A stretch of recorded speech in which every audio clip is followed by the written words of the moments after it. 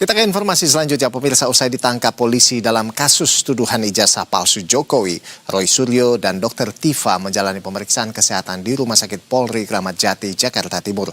Setelah menjalani rangkaian pemeriksaan kesehatan, keduanya kemudian dipindahkan dari IGD untuk menjalani rawat inap di ruang perawatan Rumah Sakit Polri.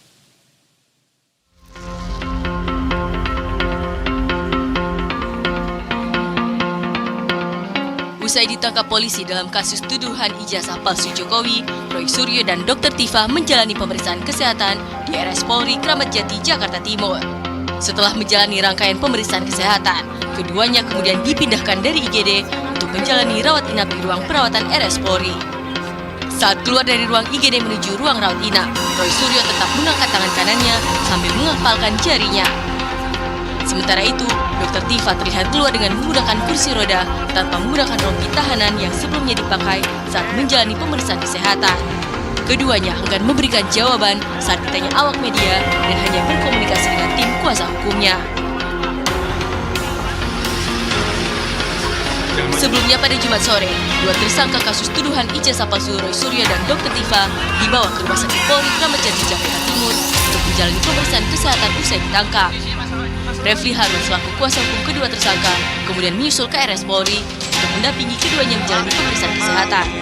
Ia juga menyebut pihaknya akan mengajukan penangguhan penahanan untuk kedua tersangka. Langkah hukum pasti ada, yaitu kita akan pertama ya minta penangguhan penahanan tentunya, karena bagi kita tidak ada alasan untuk menangkap. Ini orang nggak akan melarikan diri kok, orang kooperatif wajib lapor sekarang. Diketahui, Roy Suryo dan Dr. Tifa memiliki riwayat penyakit penyerta. Hasil pemeriksaan dari dokter merekomendasikan penanganan berlanjut melalui rawat inap. Steve Berita 1, Jakarta. Ya, seperti diketahui pemirsa, kasus tudingan ijazah palsu yang menyeret nama Presiden ke-7 Republik Indonesia Joko Widodo memasuki babak baru. Dua tokoh yang selama ini vokal mempertanyakan keaslian ijazah Jokowi, yakni Roy Suryo dan Tifauziah Tiasuma atau Dr. Tifa, ditahan oleh penyidik Polda Metro Jaya.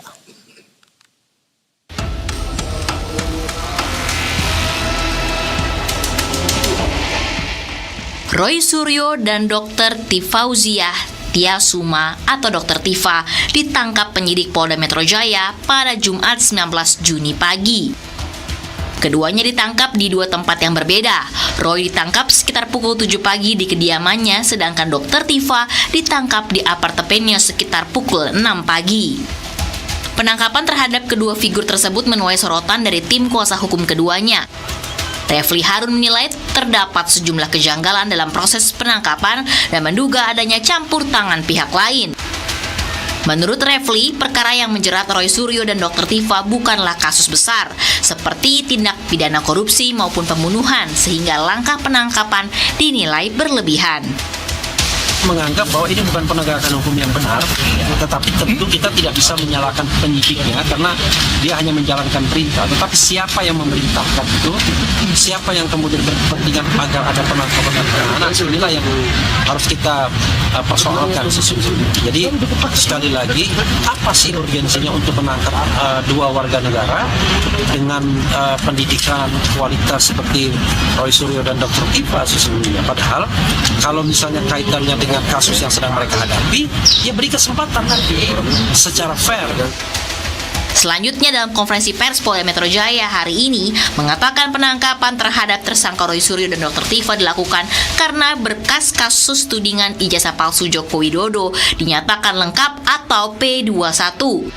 Kami dari penyidik di Treskrimum Polda Metro Jaya telah melakukan pengamanan terhadap para tersangka, yaitu Saudara RS dan Saudari TF, sebagai bagian dari rangkaian proses untuk melaksanakan penyerahan atau pelimpahan tersangka dan barang bukti dari penyidik di Treskrimum Polda Metro Jaya kepada Jaksa Penuntut Umum Kejaksaan Tinggi DKI sehubungan dengan berkas perkara yang sudah dinyatakan lengkap atau P21.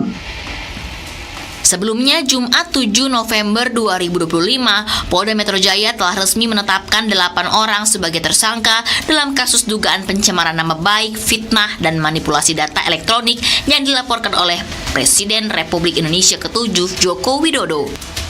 Pihak kepolisian menegaskan bahwa seluruh tahapan penanganan perkara dilakukan secara profesional, proporsional, transparan, dan akuntabel. Tim Liputan Berita 1.